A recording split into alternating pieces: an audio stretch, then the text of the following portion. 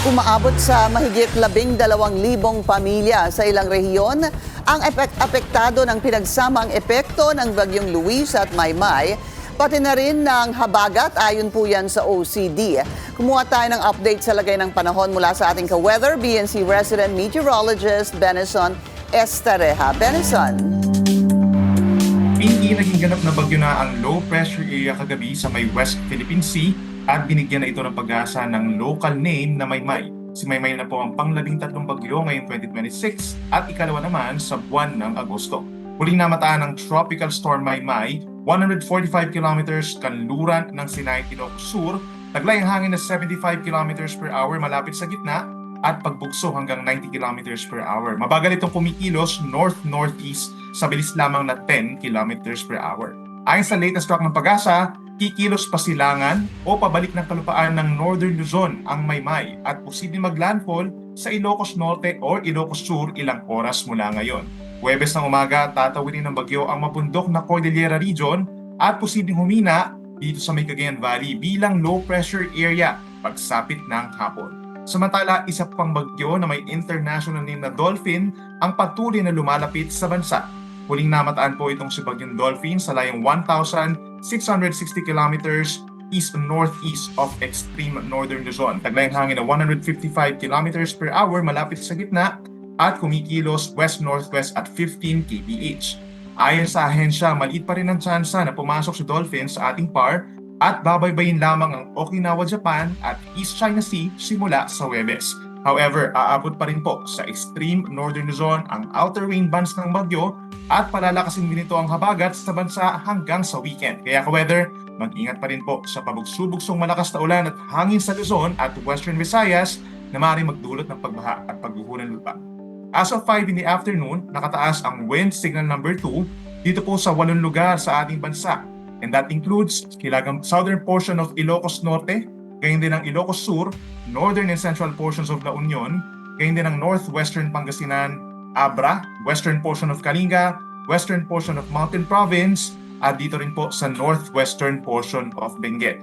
Habang nakataas naman ang wind signal number 1 dito sa natitirang bahagi ng Ilocos Norte, rest of La Union, rest of Pangasinan, Apayao, rest of Kalinga, rest of Mountain Province, Ifugao, rest of Benguet, gayon din sa mainland Cagayan, Isabela, Quirino, Nueva Vizcaya, northern Zambales, northern Tarlac, northern portion of Nueva Ecija, at sa northern and central portions of Aurora.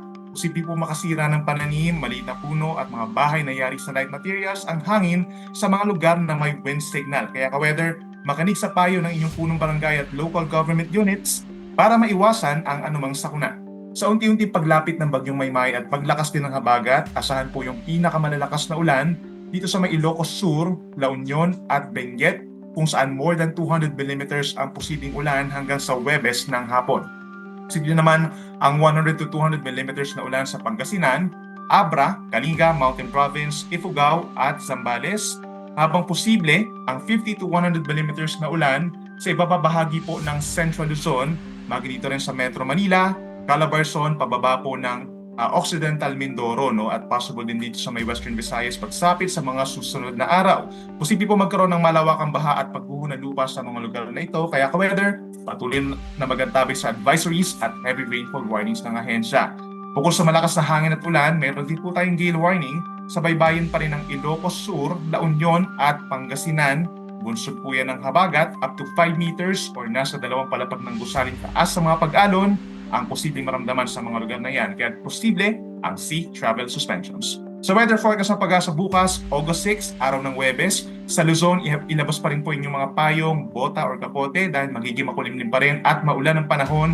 Yung mga nabagit natin na kanina na may significant rainfall, bukod pa dyan, yung mga nasa Batanes, Aurora, natitirang bahagi ng Calabarzon and Mimaropa, asahan yung mga light to moderate rains habang sa may Bicol region naman, partly cloudy to cloudy skies in general. Umaga pa lamang may tsansa na ng ulan sa ilang bahagi ng Bicol at sa hapon hanggang sa gabi mas dadalas pa po yan.